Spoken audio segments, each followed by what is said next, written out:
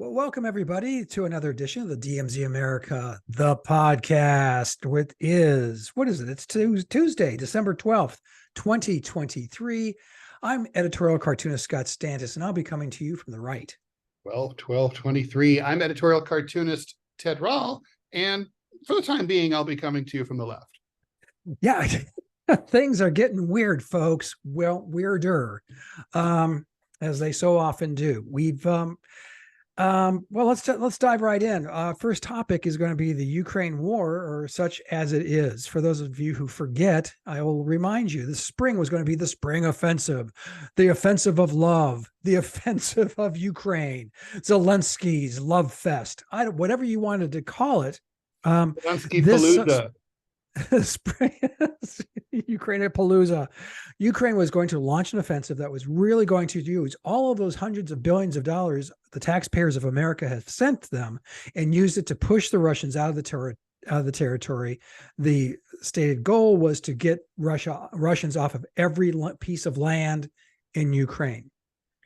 Well, it's now winter, and that strategy has not worked. In fact, the war is pretty much bogged down on all fronts. Russia is retaining its gains. And of all people, the Republican Party, yes, folks, the Republican Party are the anti-war party on this one, particularly about anti-funding. Ted and I argued about this early on. I thought that the invasion by Russia was bad, and we should support the people who are fighting it. Ted's points were well taken, but I still thought you support a sovereign nation that's trying to defend itself. Ted said otherwise. Well, unless it's Iraq or Afghanistan. Well, there's that.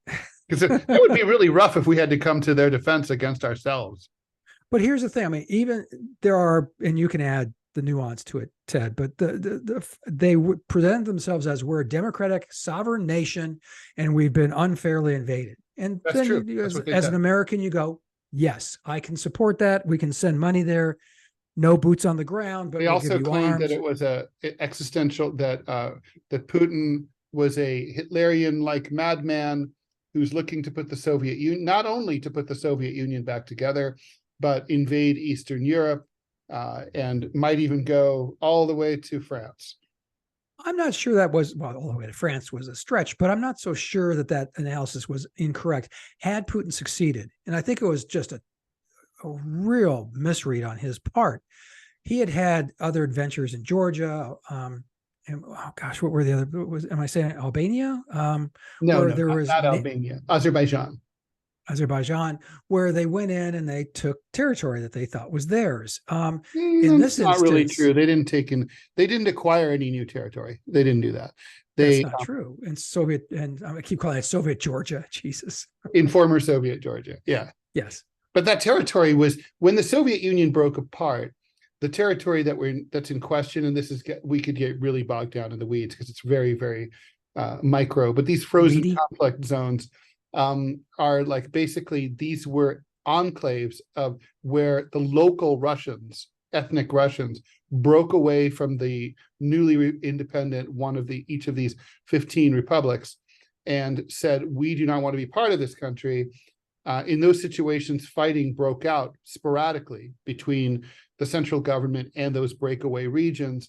Russia armed and supported the breakaway regions. They didn't seize any. It's not like they didn't take any territory. You know what I mean? Like the territory was already out of the control of the central governments in these cases. Well, and the Russians swooped in and scooped it up and scooped it out. And I think that had Russia succeeded in its full-scale invasion of Ukraine, which in hindsight, not so smart.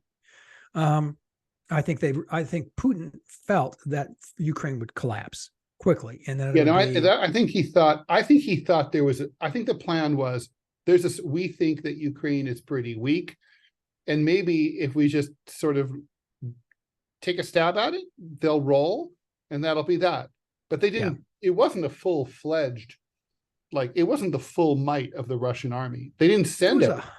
It was 100,000 troops, so that's not a nothing. standing army of 2 million men. I mean, it was a side project for Russia. They didn't like hurt their readiness, in Siberia against the border with Mongolia or China. They did not. They just right, but they did. But it was a full serious invasion effort, but it wasn't like it was a real invasion for sure.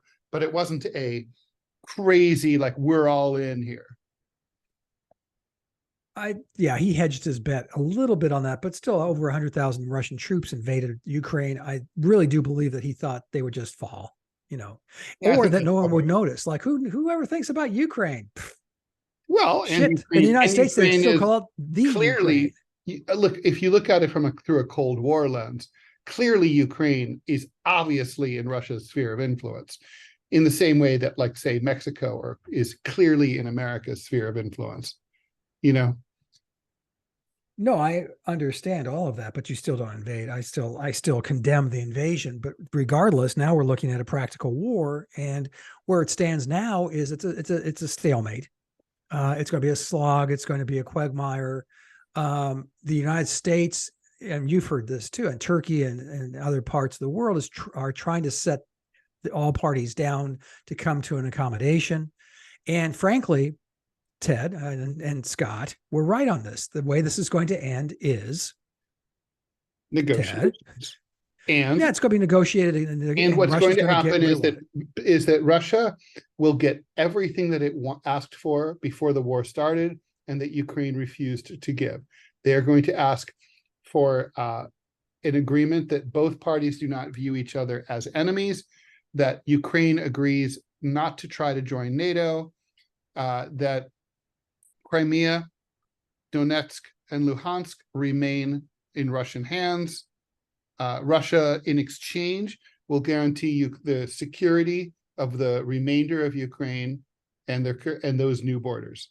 That will be the terms that they will ultimately. Right. I think, and there's some nuance there. I think, and rather than have the provinces go into the Russian Federation, I believe that a compromise will be that they retain some autonomy.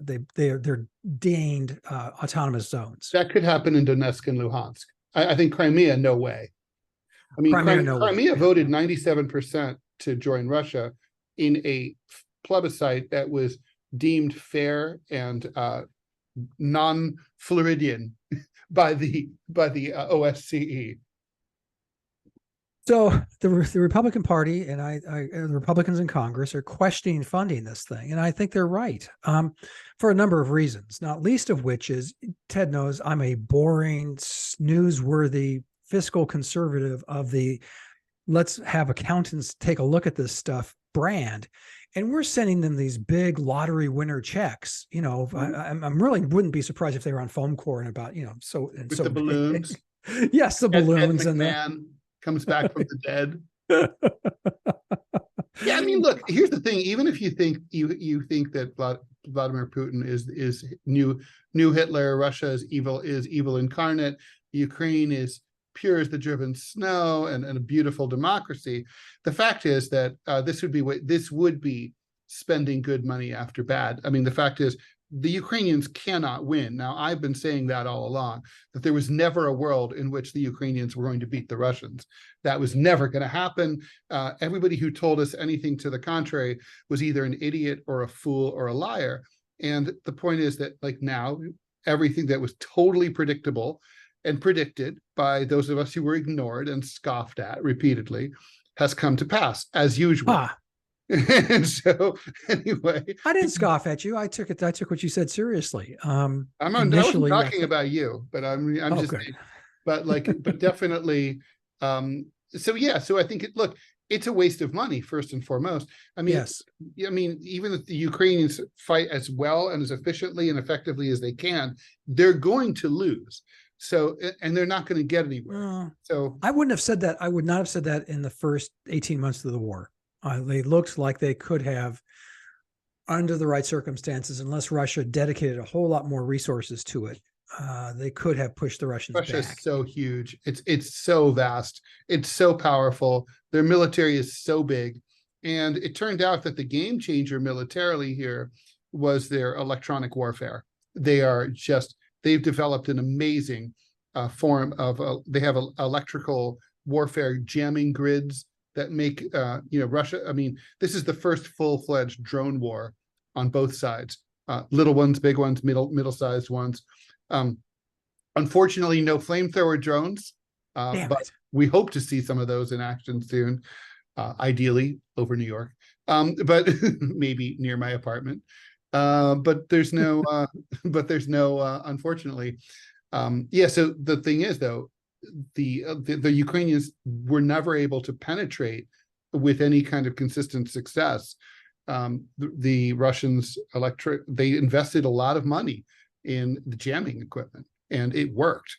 Not to mention, it's in this kind of environment, it's easier to defend than to advance.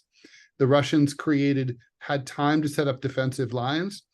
They were reinforced. They had lots of mines. It just wasn't really possible for the Ukrainians to penetrate those defenses. Well, on top of all of that, where the Ukrainians have finally lost me, and Zelensky in particular, is the fact that they have canceled the parliamentary elections and they have canceled the presidential elections. You can't be a democracy if you don't have, say, democracy. You can't. But don't forget also, but it's hard. But Scott, in their defense, how are they going to have elections considering that all the opposition party members are in prison? Hard to campaign, that's the best time, although isn't Donald it? Trump might have to deal with that next year. That's the best time, isn't it? Poor Donald. He's a victim of what? Well, we can talk about that in a minute. But a lot of the points I'm hearing from my lefty friends is that they're having a war. You can't have an election during a war, and I'm like, really? Yeah, indeed. Really? The United States had a war in the middle of a civil war. That was a big deal. We had elections, Ted, in 1812. There was a war that was named after that year. Here. Yeah, in the U.S. New York City had mayoral elections the week following 9/11. True. And so that's bullshit.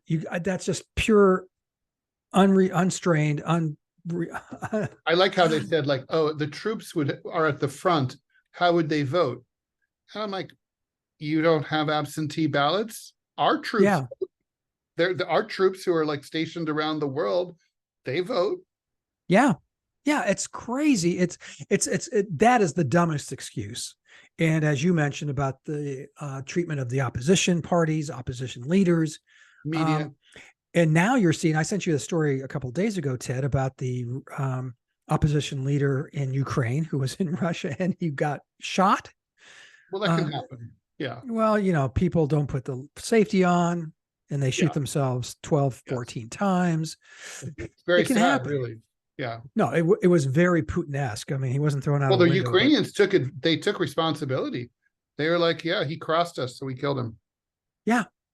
Yeah. So that's, no more American money that can be going to any number of other things, not least of which is Scott, do you think that I have to say, I think part of it is also the fact there might have been more checks forthcoming from Uncle Sam, if not for the Gaza war. I think I don't think so. You saw before 10/7, you saw movement in the Republican Party against.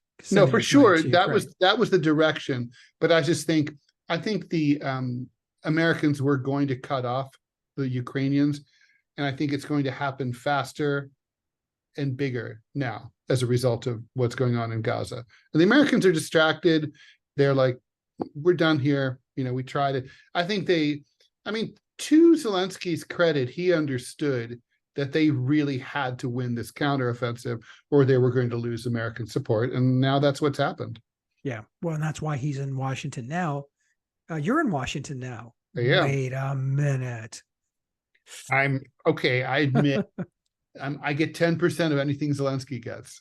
God, that's a lot of money. It's a lot of money. That's a lot of money. There might be some flamethrower drones in it for us, Scott. It'd be interesting to see who has their picture taken. They always do these international leaders come by and they always sit down with leaders in the House and Senate for the photo op. It's going to be interesting to see who just sits down with him and who does not. I wonder if Pope Johnson the third is going to sit down with him, be interested in the speaker. I doubt it. Not. Yeah. Yeah. Well, okay. Another one lost. Another one bites the dust. So the next segment, it's going to be people shouldn't be fired necessarily for what they say, but they should be fired for being stupid. I'll leave it at that. Ted, we'll see in a second. All right. Oh, I'm the one. Yes.